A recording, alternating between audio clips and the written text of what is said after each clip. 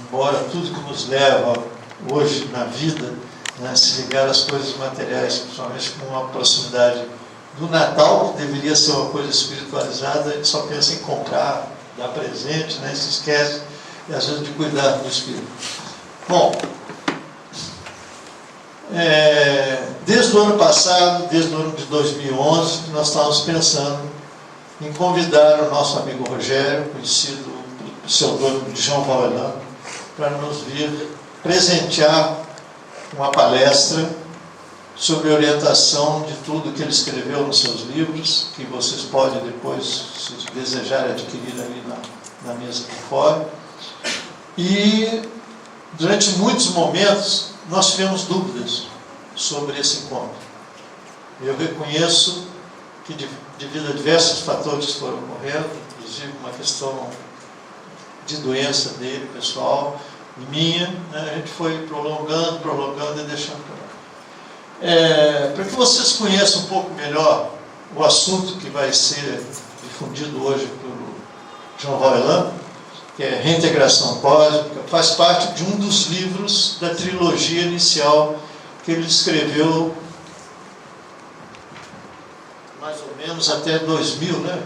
1998, 99, né? Foi escrita essa trilogia e reeditada depois do ano 2000. Eu vou ler um trechinho que eu selecionei.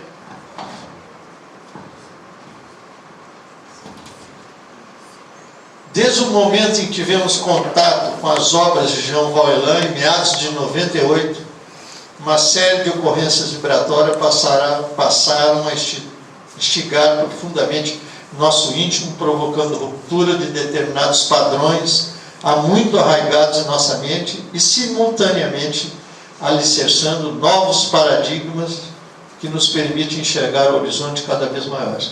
Isso é um trecho escrito pelo editor, mas que eu selecionei porque representa muito o que aconteceu comigo quando eu comecei a ler as obras escritas por João Valelã.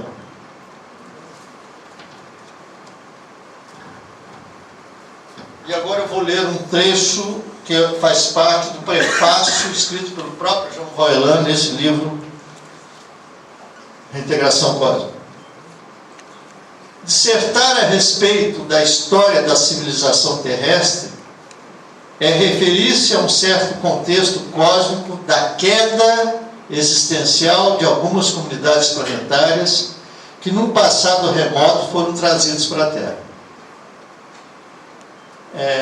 Essa história, que é contada na trilogia que compõe os 3 principais livros que o João Valelã escreveu sobre a orientação de seus mentores, bateu muito no meu coração, porque eu tinha uma sensação muito grande, desde criança, quando eu olhava para o céu, que eu tinha vindo de outro lugar e não daqui. Mas como falar a esse respeito, continua o autor, no presente momento das conquistas tecnológicas, se sequer sabemos ao certo se existe vida fora do nosso planeta? Explicar as diversas etapas que compõem um tão longo período histórico das conquistas e dos problemas da humanidade terrena é comentar acertos e desacertos milenares das individualidades que foram congregadas aqui na Terra. No livro Exilados de Capela, que eu acho que a maioria de vocês conhece, fala um pouco sobre isso. A queda de Lúcifer também fala um pouco sobre isso. Entender o presente com base nesse passado é percebê-lo como etapa final de todo um processo coletivo existencial, que permite agora a ascensão dos que um dia quedaram seus espíritos em um brutal e equivocado estacionamento evolutivo. Acredito que eu estou falando nesse momento, acredito que há mais de 90% das pessoas aqui presentes foram, de alguma maneira, coincidentemente ou não, trazidas a essa sala porque fazem parte dessa história.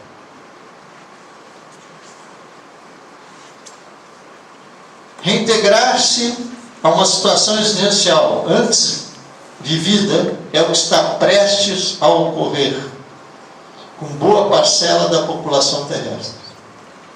Um pouco mais e o passado perdido se potencializará diante dos olhos do presente.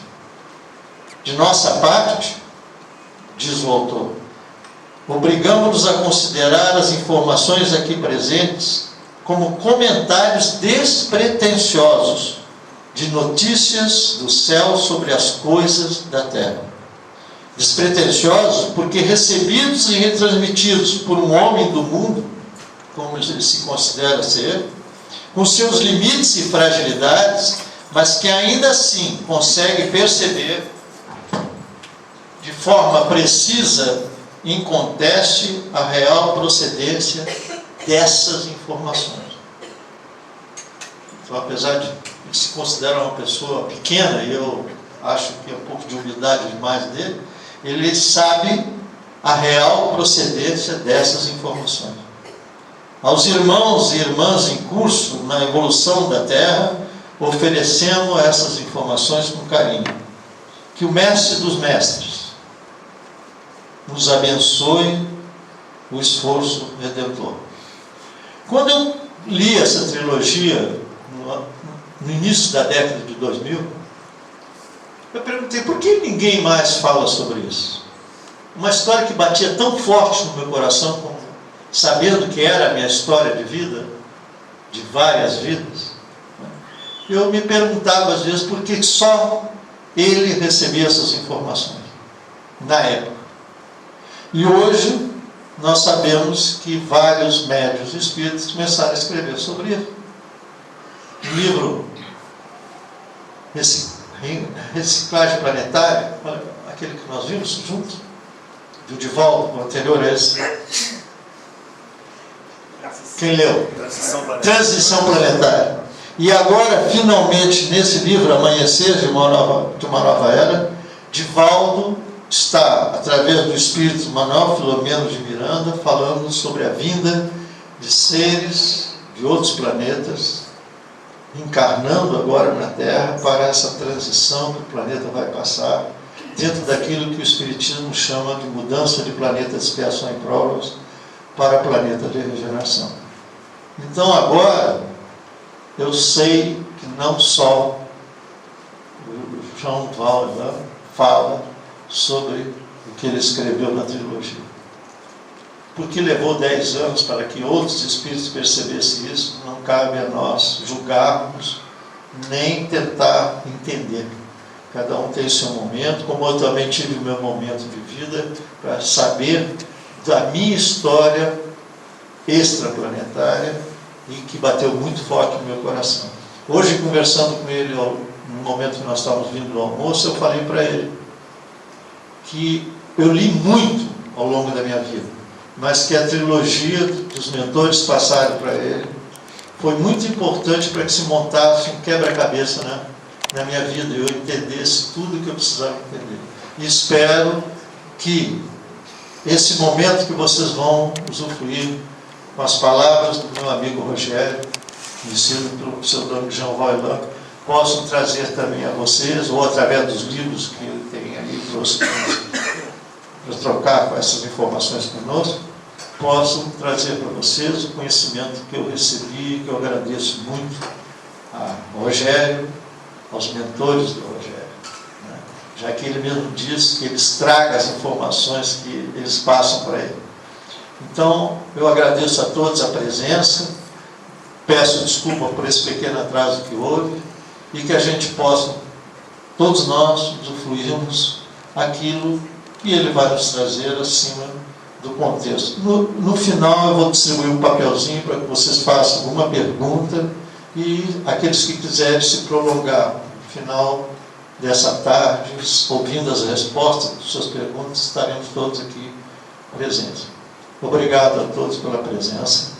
Obrigado, Rogério, por ter nos atendido. Veio de carro de Natal, chegando aqui hoje, né? Então, eu sei o esforço que ele fez para estar aqui. E eu sei que tem pessoas de Natal aqui, mas vieram de avião, né? Que estão presentes e ouvindo a palestra dele. E que talvez amigos que eu sei que vieram de Natal, um dia posso estar lá com o grupo Atlântico, que é o grupo que se reúne 15 em 15 dias, Rogério, lá em Natal, uma vez por mês, né? Trocando informações sobre o que os mentores dele estão sempre atualizando. Obrigado àqueles que vieram de Taubaté, obrigado àqueles que vieram de São Paulo, obrigado aos amigos de Resende que estão presentes. Obrigado a todos. Rogério, com a sua palavra. Você tem duas opções para usar esse ou esse.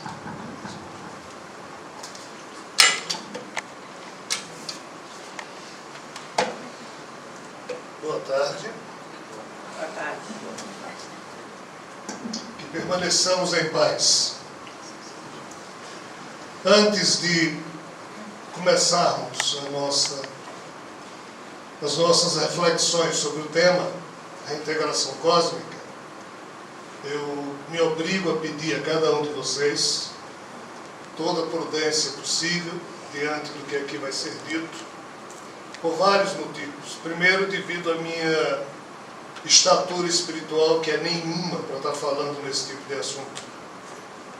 De fato, eu sou aquele que estraga as coisas que através de mim chegam, e nem sei por que tem que ser através de mim que essas coisas estão chegando, mas eu sei que eu estrago. A exemplo de alguém que conta algo para uma criança e essa criança fica sem saber se entendeu direito e vai passar para frente. Aí na hora em que ele vai contar, que conta diferente do que escutou, eu faço muito pior do que isso. Eu não consigo entender direito, não gostaria de contar nada, mas eles me pedem para que eu ainda assim fale, e a desgraça maior ocorre quando eu vou colocar no papel. Aí é que eu estrago mesmo, mas eu não consigo me livrar disso. Faço porque me é solicitado, mas assim digo, não por humildade, também não tenho essa qualidade, é pura constatação mesmo. É inevitável não constatar a minha pequenez diante dos temas que são enfocados através do meu psiquismo. Por isso eu peço prudência, porque seguramente muitas coisas equivocadas ou impropriedades, ou será algo inapropriado. Peço desculpas de antemão se vier a ferir a suscetibilidade de alguém. Em resumo, eu peço para que o que aqui venha a ser dito seja tomado apenas como semente para a reflexão. A verdade, nós estamos ainda longe de termos a devida sensibilidade para bem perceber. Estamos vivendo uma época de transição em que as verdades do passado parece que não vão lá valer muita coisa nesses tempos breves que já se anuncia. Então, em sendo uma época de transição, mais ainda nos é prudente não tomarmos esses novos assuntos como sendo absolutamente verdadeiros, pois que podem ser apenas painéis que irão evoluindo com o passar das próximas décadas. Mas é inevitável que esses assuntos sejam tratados, por isso eu peço prudência da parte de vocês diante do que aqui vai ser dito. Vamos, pois, desenvolver o tema proposto, a integração cósmica. Imaginemos um super longa-metragem com 4 horas de duração. Um filme maravilhoso, com 4 horas, e que você é convidado apenas a assistir os últimos 20 minutos dele.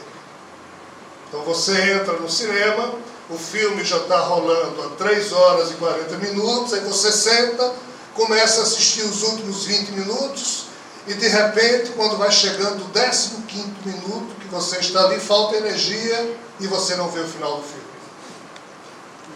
Aí você assistiu 15 minutos de um filme que tem 4 horas, você perdeu as 3 horas e 40 minutos primeiras, e não sabe o final porque faltou energia, e no entanto, a arte da vida lhe obriga a tentar imaginar as 3 horas e 40 que você não viu, como deve ter sido isso, e pelos 15 minutos que você assistiu, você começa a tentar deduzir o que é que seria mostrado nesses 5 minutos que, pela inexistência da energia, não lhe foi mostrado, mas você vai vivê-lo, um dia você vai assistir aquilo.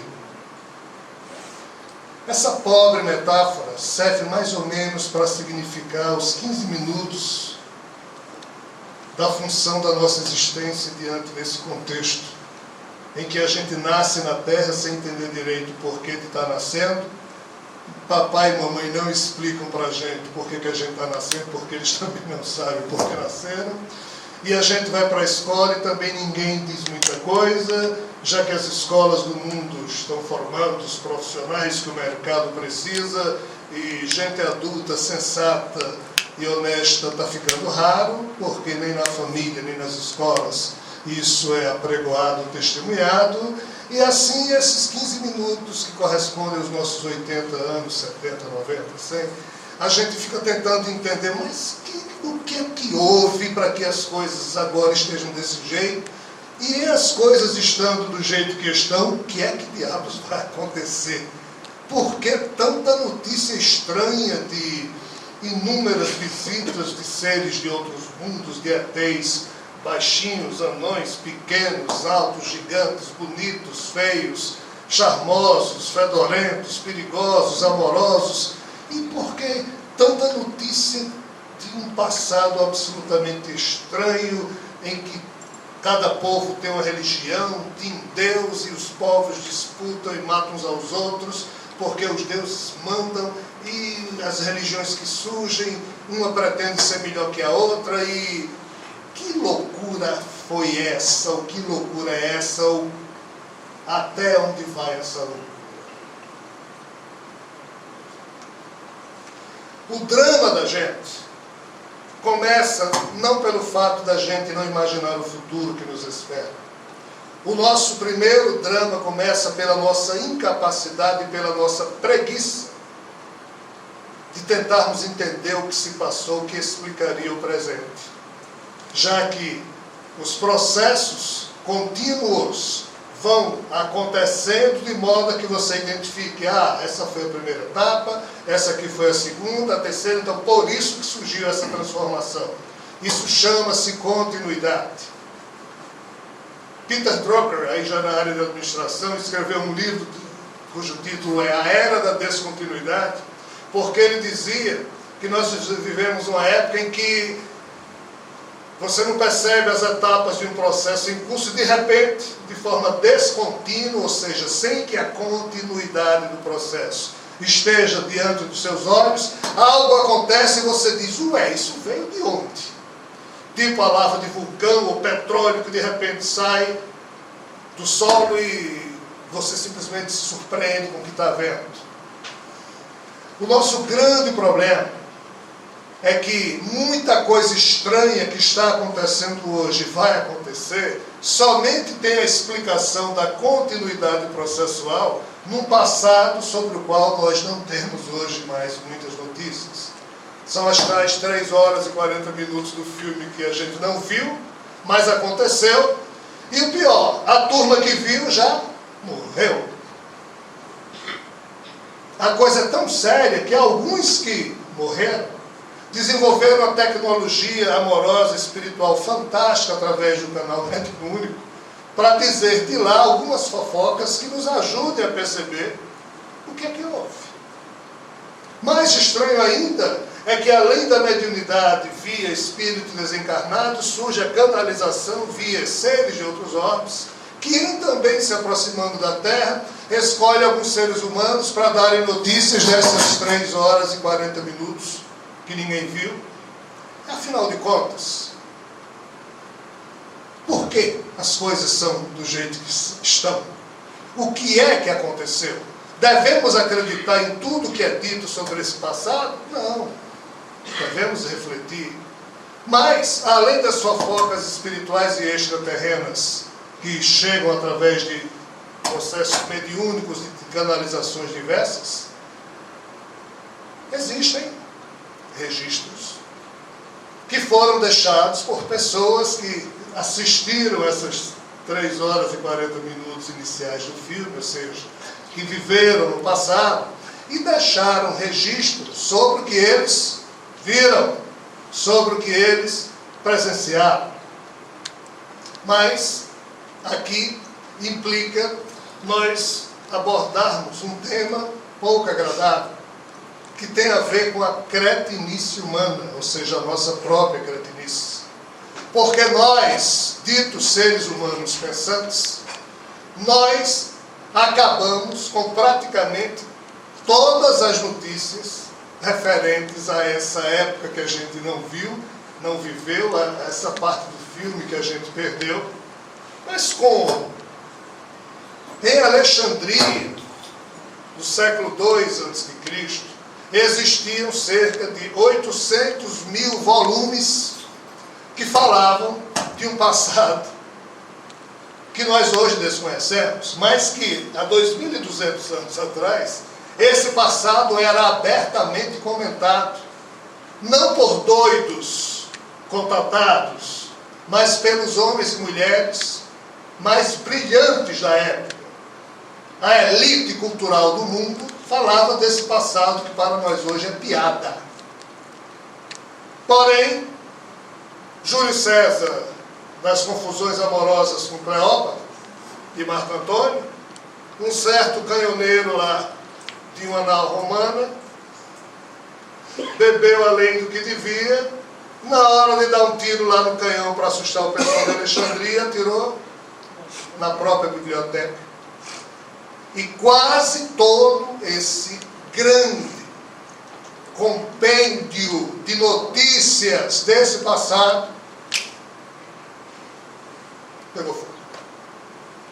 O que sobrou, como se não bastasse, 7 séculos depois, já após o surgimento do islamismo, seguidores fanáticos de Maomé, e Maomé não tem nada a ver com isso, destruíram o resto, incendiaram o que restava dos livros de Alexandria. Como é que a gente vai saber desse passado? Mas foi só isso? Não. Em 727 a.C., Naboassar, imperador da Babilônia, querendo ser ele o imperador número 1 de uma nova história que iria começar na Terra, essa mania que os imperadores têm de querer ser ele o imperador número 1 agora da Terra.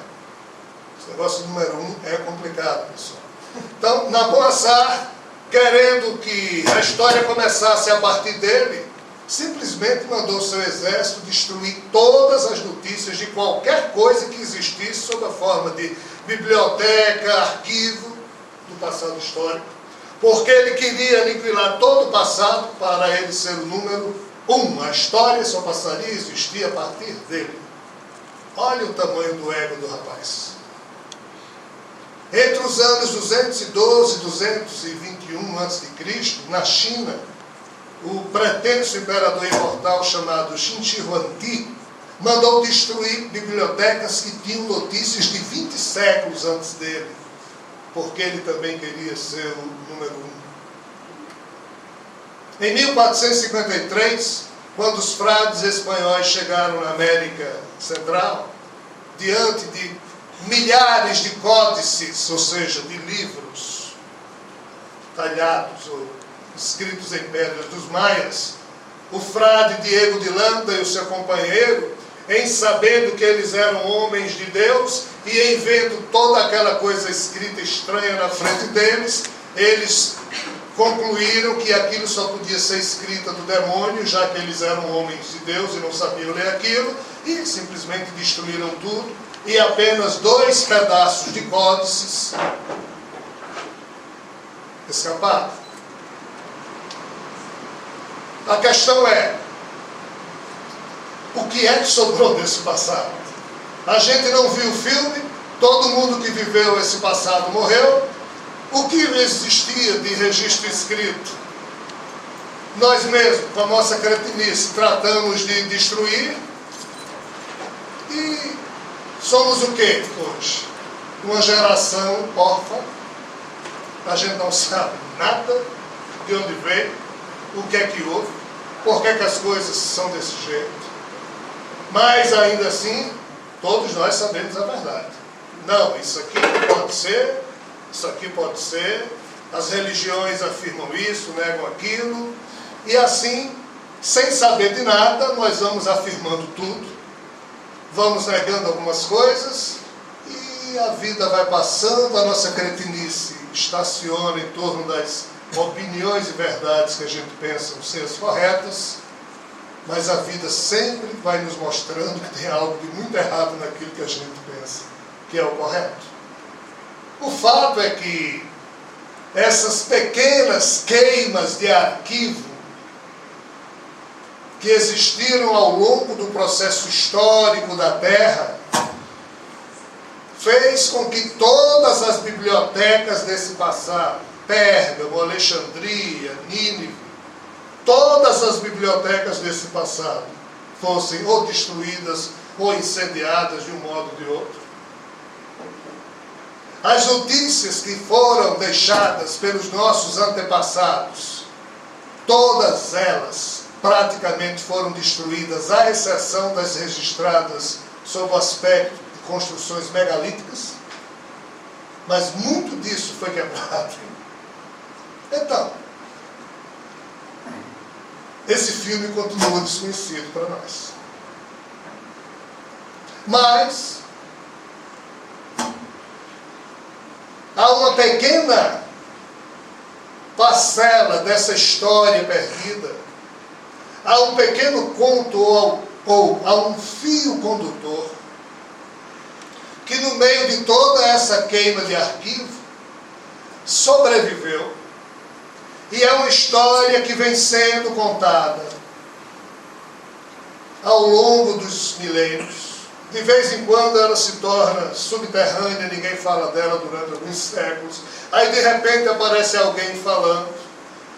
E em termos do século XX, quem resgatou essa importantíssima história para o gênero humano, que faz parte dessas primeiras 3 horas e 40 minutos do filme que nós perdemos, foi Chico Xavier e Emmanuel.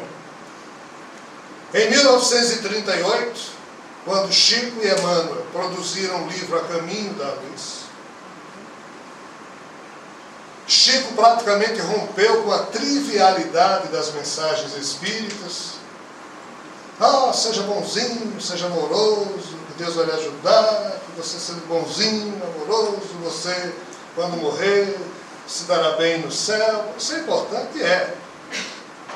Mas Chico rompeu com isso.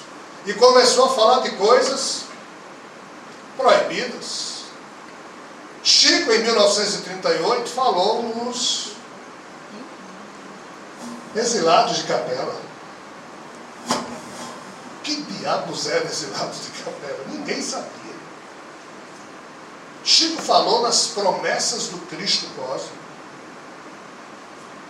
Chico e Emmanuel falaram de coisas que até então, no movimento espírita, no século XX, não havia sido falado por ninguém. E nem muito menos fora do espiritismo, no século XX, esse assunto estava sendo estudado por pessoas da Terra. Mas essa história que Chico resgatou em 1938 começou com quem e quando? Qual é o primeiro registro histórico que tem a ver com o tema reintegração cósmica? Pois tudo aqui que nós estamos falando é o tema reintegração cósmica. Quem foi, quando foi e como foi que pela primeira vez surgiu nessas horas perdidas do filme que não vimos, a notícia de alguém falando sobre essa questão. A primeira notícia concreta que se tem foi através do patriarca bíblico chamado Enoque. Mas qual o problema? Enoque foi alguém que viveu há muito tempo atrás. Qualquer data entre 20 mil anos a 5 mil anos atrás, a gente pode colocar a vida de Enoque aí, que vai ser escandalosa de todo modo para a gente. Mas é isso que os fatos apontam. E Enoque foi alguém que foi levado aos céus por anjos, ou seja, por seres extraterrenos. E a ele foi mostrado uma série de situações que já tinham existido na Terra antes. A ele foi mostrado que um certo grupo de seres extraterrenos havia errado e abusado da boa fé ou da ingenuidade de alguns humanos. A ele foi mostrado que esses seres extraterrenos que haviam tido um comportamento duramente criticado pelo Deus Criador desse universo e ou pelo seu comandante, fez com que estes fossem presos, e a Enoque foi mostrado o lugar em que eles estavam presos e outros grupos que haviam sido presos no passado, e a Enoque foi mostrado que, devido a essa situação toda, parte dessa galáxia estava meio que isolada da convivência com o resto do universo. A Enoque foi dito que uma certa autoridade iria vir à Terra uma vez e depois retornava em nome do Criador. A Enoque foi dito uma série de coisas, inclusive pela primeira vez surgiu a notícia do famoso e temido juízo final, onde todos, anjos e homens, é o que está escrito, ou seja, seres extraterrenos e humanos da Terra, seriam julgados, aqueles que estivessem vivos, como também os que estivessem mortos. Tudo isso surgiu através do que foi mostrado a Enoque. Aí quando ele voltou para a Terra, ele chamou seu filho Matusalém e pediu para Matusalém escrever tudo que ele, Enoque, agora iria contar. E isso aí deu uma quantidade de livros impressionantes. Impressionante. Alguns autores dizem 360, outros dizem 630, alguns dizem 363, outros dizem 636, pouco importa.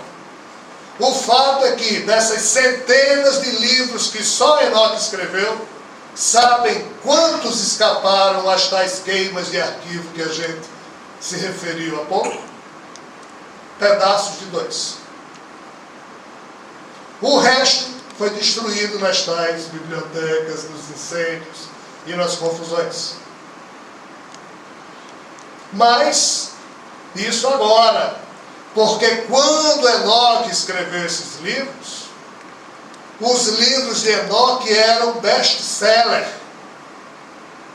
Os livros de Enoque eram os mais conhecidos em toda a antiguidade.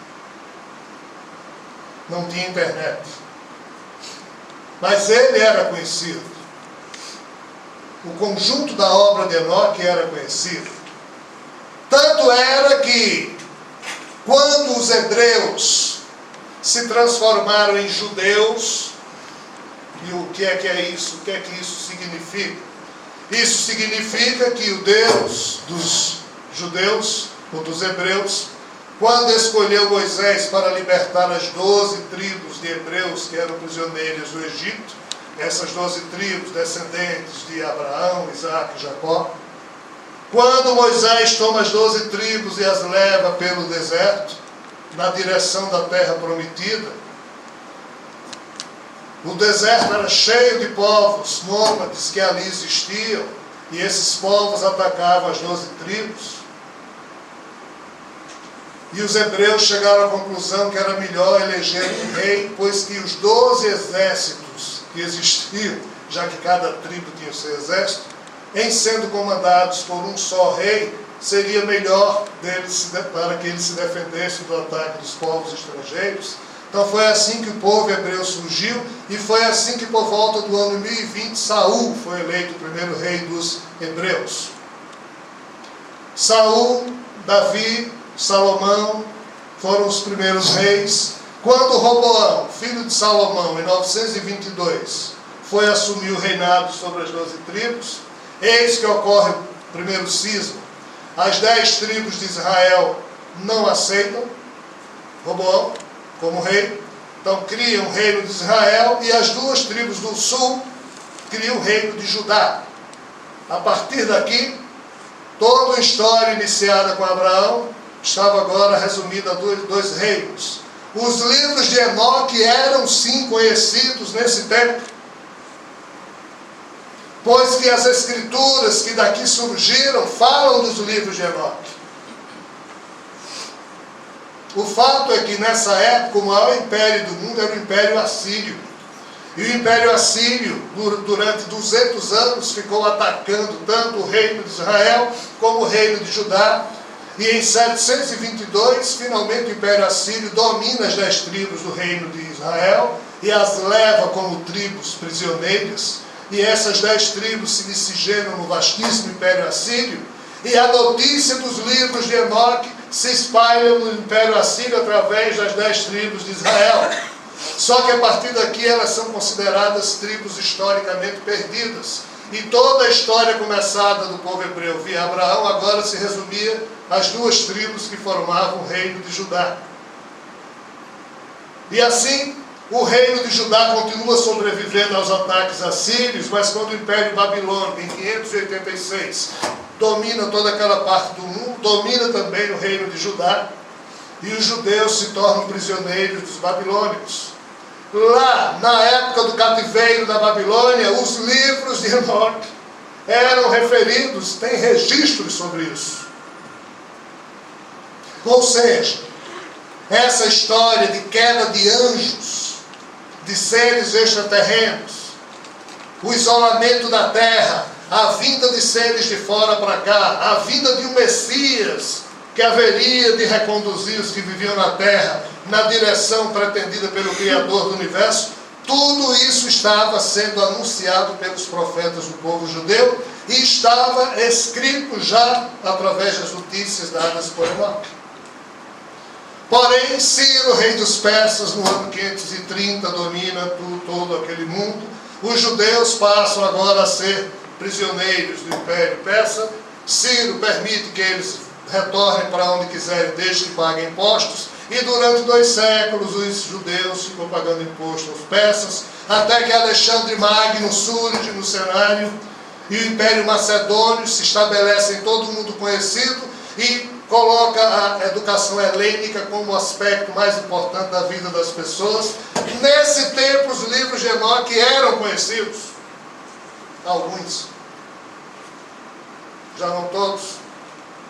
E assim os judeus, prisioneiros do Império Macedônico, por volta do ano 220 a.C., quando os 70 maiores sábios dos judeus, em Alexandria, resolvem traduzir do hebraico, do aramaico e de outras línguas os livros que eles, os judeus, consideravam sagrados para a língua grega, é que surge a versão Septuaginta, que corresponde ao livro que hoje a gente chama de Antigo Testamento, e nessa versão os livros de Enoque estavam lá.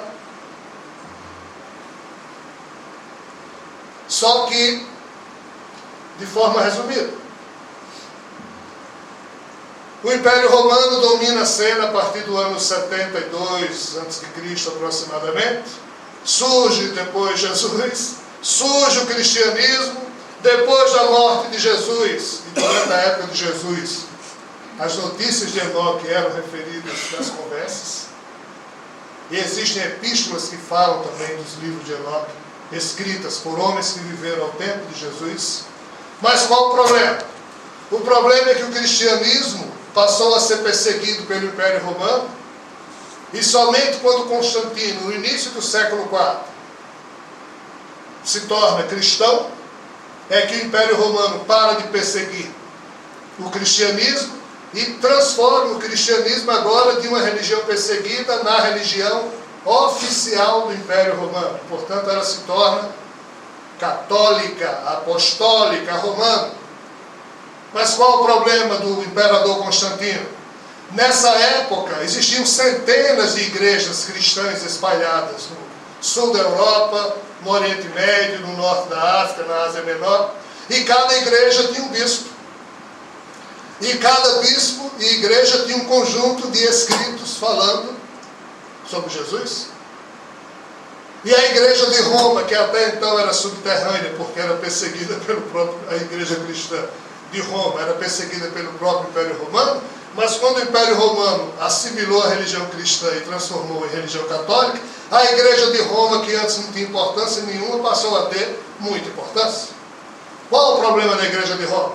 Todos os mais de 4.000 evangelhos que existiam nessa época estavam escritos em grego, alguns em aramaico. A Septuaginta, ou seja, a versão do Antigo Testamento dos judeus, em grego. Mas se a língua do Império Latino era romana, e se agora o cristianismo era a religião oficial de Roma, alguém tinha que traduzir todos aqueles livros para que língua? Para o latim. E a confusão toda se estabeleceu quando Jerônimo,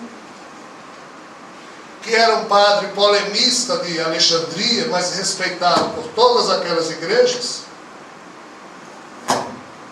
a pedido do bispo de Roma, Damaso, ele sai recolhendo todos aqueles livros e leva para Roma, e lá ele decide quais os que seriam traduzidos para o latim e quais aqueles que seriam deixados de lado, que não eram tão importantes assim para o Império Romano.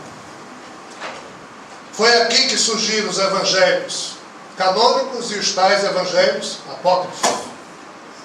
Apócrifo quer dizer sem autenticidade comprovada em termos de autoria, ou seja, eles não sabiam quem era o autor e, portanto, aqui, nessa separação, foi que surgiu a Bíblia que hoje nós conhecemos, que é um livro composto por 73 livros, sendo 46 do Antigo Testamento, 27 do Novo.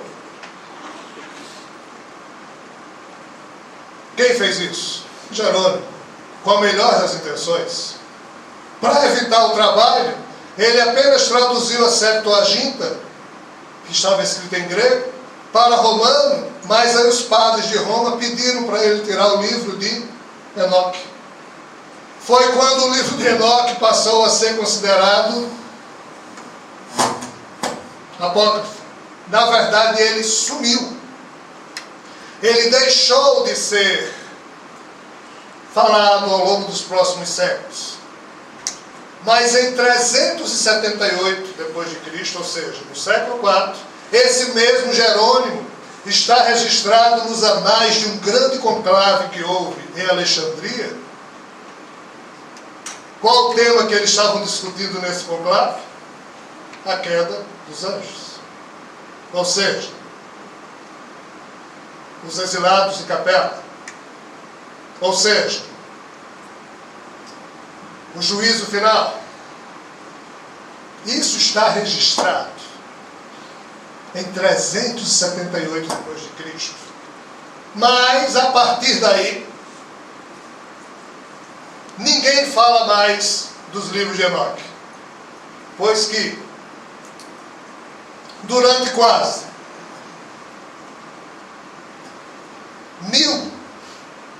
1.300 a 1.400 anos, essa notícia de cisma luciferiano, de rebelião de Lúcifer, de anjos decaídos, simplesmente ficou meio que esquecida de todos. Pois os livros que existiam falando disso foram destruídos de uma forma ou de outra. Mas em 1773, o explorador britânico James Bruce, lá na Etiópia, descobriu um exemplar do livro de Enoque. Em 1886, o professor Sokolov, da Biblioteca de Belgrado, descobriu uma outra versão de um outro livro chamado O Livro dos Segredos de Enoque. E os senhores e senhoras sabem quem foi o personagem que na segunda metade do século XIX resolveu resgatar o tema Doutrina dos Anjos Decaídos para se tornar em um tema sério a ser discutido pelas pessoas mais pensantes da elite europeia? Foi Allan Kardec. Allan Kardec, em 1868, no capítulo 11 do livro A Gênese, estranhamente abordou o tema Doutrina dos Anjos Decaídos. Por quê?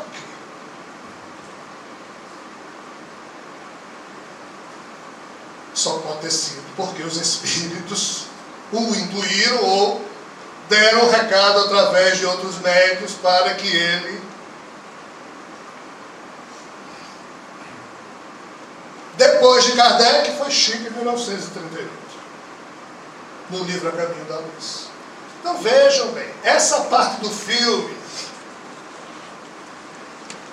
longa-metragem de 4 horas, que nós só assistimos 15 minutos, perdemos as 3 horas e 40 primeiras do filme, os 5 minutos finais ainda não vimos.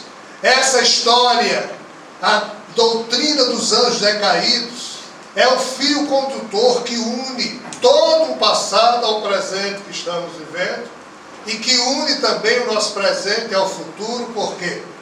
Porque a prometida volta de Jesus tem tudo a ver com o cisma luciferiano, com a doutrina dos anjos decaídos. Mas Allan Kardec não falou disso. Falou.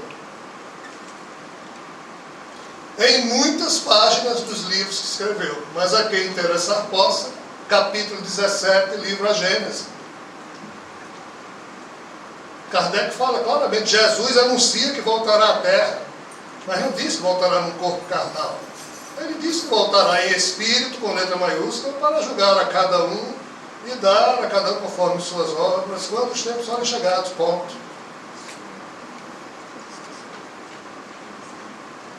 A vinda de Jesus é a última notícia do livro de Enoque. Na verdade, a segunda vinda de Jesus é a última notícia do livro de Enoque. E Jesus só veio uma vez porque os anjos decaídos desencaminharam esta humanidade, e ele veio para tentar dar um norte para esta humanidade e voltaria no final, porque o próprio ser criador desse universo disse a Enoque, está escrito, não em todas as traduções, mas as primeiras traduções feitas do exemplar que James Bruce encontrou na Etiópia, em especial nas versões francesas, o Deus criador desse universo diz que ele não conseguiria sozinho julgar a todas as raças viventes. Por isso ele precisava que o seu mensageiro especial o fizesse. Isso está lá escrito, pessoal. Bem, não, mas Kardec, ele pode ter se enganado, já que o livro A Gênese, ele escreveu intuído esse negócio da volta de Jesus, isso faz parte do livro de Enoque, mas quanto à questão de Kardec, ele pode ter se enganado, e Jesus também deve ter se enganado, porque Jesus deixou isso absolutamente claro. Em todas as páginas do Evangelho, a tal Bíblia chamada de livro sagrado por muitas religiões, fala na volta do Messias mais de 2.000 vezes. Só nos 4 Novos Testamentos a volta de Jesus é referida em 318 oportunidades. E isso é mentira de Jesus? E isso é bobagem de Kardec? Mas engraçado, Kardec desencarnou em 1869. Em 1888, seu espírito já totalmente livre de qualquer influência da carne, ele toma do médium brasileiro Frederico Pereira da Silva Júnior, e durante os anos 1888 e 89, ele, o espírito de Kardec, escreve através desse médium mensagens, e uma delas fala abertamente da chegada inesperada do Cristo ainda por acontecer. Quando estava vivo em 1864, Kardec, preocupado com o desvirtuamento que os novos espíritas, com seus hábitos católicos e protestantes ainda da Europa, estavam desencaminhando o espiritismo recém-nascido, em 1864, na Revista Espírita, Kardec pede prudência, pois o espiritismo já estava sendo desencaminhado e mal ele havia nascido. Assim, desencarnado, ele fez a mesma coisa e disse: espíritas, cuidai para que não vos falte o combustível, para que haja luz nos vossos olhos, para que seja possível a vocês enxergar a chegada inesperada do Cristo. Ou seja, Kardec estava errado vivo e errado morto? Não, mas não vamos pegar ao pé da letra o que Kardec escreveu. E o que Jesus disse foi escrito nos Evangelhos. E o que Enoque falou. E o que todas as traduções mitológicas da história da Terra falam de seres que daqui saíram, mas queriam voltar no futuro. E essa história de 21 de dezembro de 2012. Ah, mas no meu centro espírita esse assunto não pode ser falado. Volta de Jesus no meu centro ninguém fala. Porque é um assunto controverso. Vocês sabem por que Chico Xavier nunca pertenceu a nenhum centro espírita e nunca fez nenhuma palestra na Federação Espírita Brasileira, nem na Federação Espírita de nenhum estado? Vocês sabem por quê? Porque se ele pertencesse a algum centro espírita, jamais o diretor do centro teria deixado ele escrever o livro A Caminho da Luz e outros. Porque na época iria ferir a doutrina espírita. Porque o zelo doutrinário do Espiritismo teria sido ferido pelas notícias loucas de Chico. E Emmanuel estava... Hoje é fácil elogiar Chico e Emmanuel. Mas só ele, Chico, sabe o que ele passou. Por isso que ele, entre aspas, viveu sempre escondidinho no seu canto. Pois ali ele tinha liberdade de produzir sem ter que estar subordinando a decisão de donos de centro, disso e daquilo, as notícias vindas da espiritualidade. E é engraçado. Se Kardec escreveu bobagem desencarnada em 1888 e 89, e se o que ele disse não é verdade, o engraçado é que isso foi transformado em livro. E vocês sabem por quê? Pelo então presidente da Federação Espírita Brasileira. Os senhores sabem quem é? Bezerra de Menezes. Será que Bezerra de Menezes iria publicar um livro com as mensagens de Kardec se ele achava que aquilo estivesse errado? Mas então por que Bezerra de Menezes hoje em dia não fala desse assunto? Fala. Através de alguns médios, através de outros que não deixam de falar, ele não fala, porque nenhum espírito evoluído força a barra mediúnica de ninguém. A primeira palestra que eu fiz em 1998 falando disso foi pedido de Bezerra e com ele ao lado ajudando. Só que eu nunca anunciei isso. Por quê? Porque é escandaloso. Eu preferia apanhar sozinho sem envolver o amigo Bezerra. Como o Theo disse hoje, esse assunto está sendo mais abertamente falado.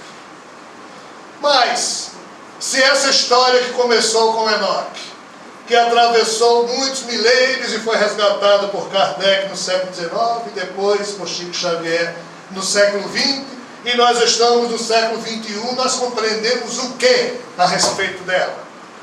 Que ensinamentos, que painéis nós podemos tirar disso tudo? Ora, esses livros que se perderam falavam de todas as eras, de todas as etapas da evolução humana. Hesíodo, poeta grego, na sua cosmogonia, ele falava que a história humana na Terra tinha tido 5 eras. A era de ouro, a era de prata, a era de bronze, uma era heróica, e a era de ferro, que é essa que nós ainda estamos vivendo. Ovid, na sua metamorfose, falava que a humanidade na Terra teve 4 eras: ouro, prata, bronze e ferro. Os toltecas, cultura mãe, que terminou sendo seguida pelas culturas filhas suas, Maia, Azteca, Inca, Hopi, dividiam também o tempo da história da humanidade dentro do ciclo da precessão equinocial de 26 mil anos em 5 eras. Os Hopis dividiram em 4, os Maias e Aztecas em 5. Os hindus dividiram a história não só da humanidade, mas do universo em 4 grandes yugas que se repetiam.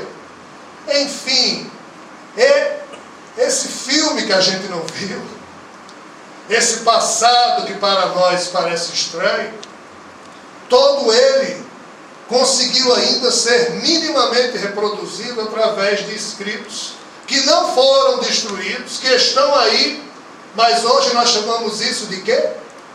Lendas. História para boi dormir, aliás, para criança dormir. E boi também.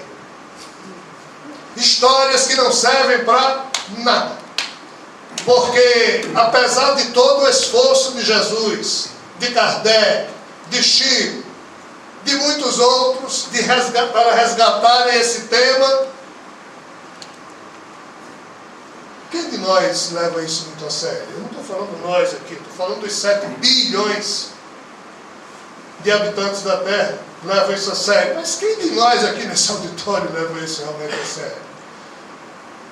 A gente nem estuda isso porque é uma coisa muito doida, muito estranha. Então os loucos que se metem a falar disso, claro que apanham. E erram muito.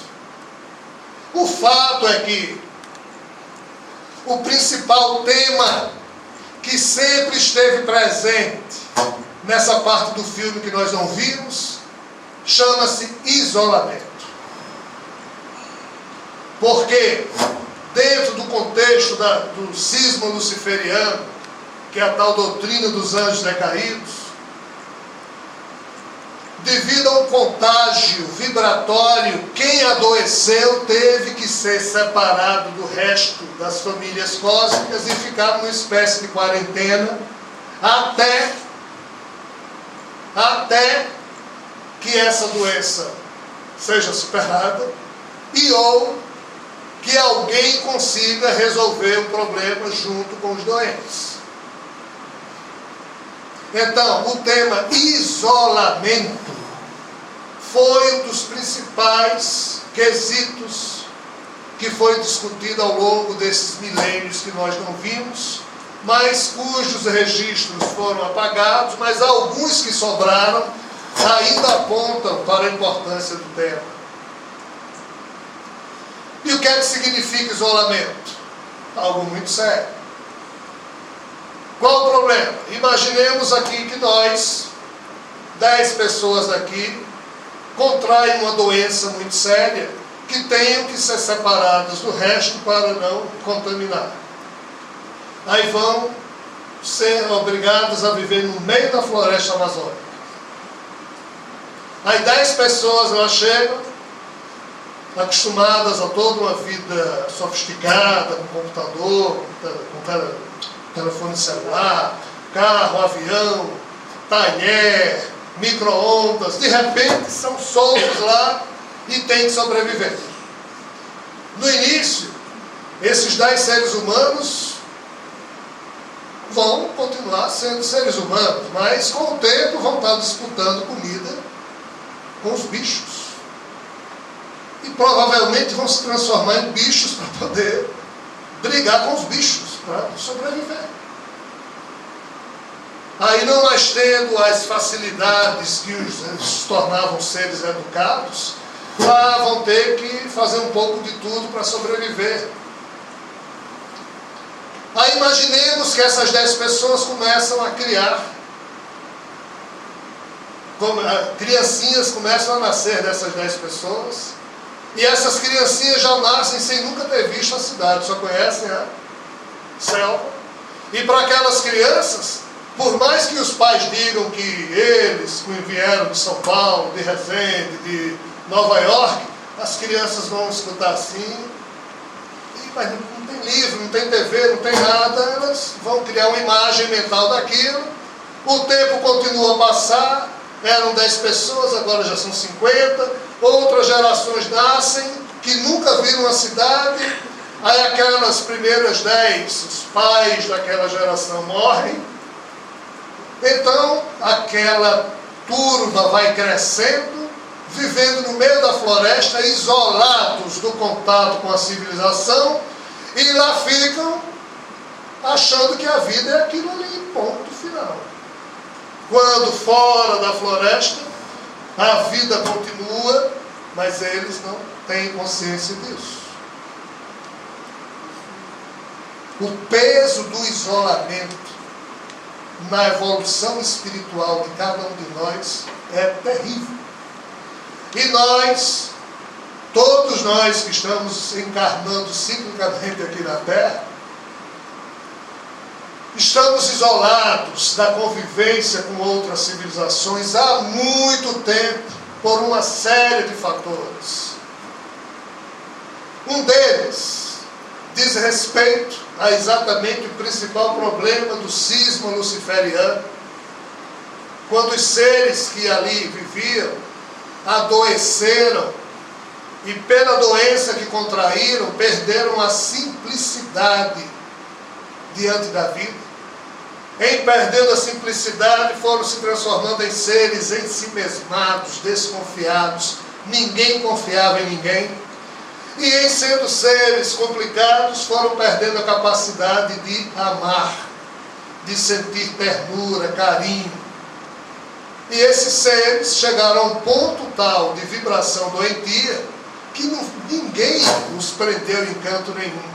Enquanto ainda havia um mínimo de decência vibratória neles, eles resolveram se isolar, para não contaminar a quem amava. Aí o problema começou a partir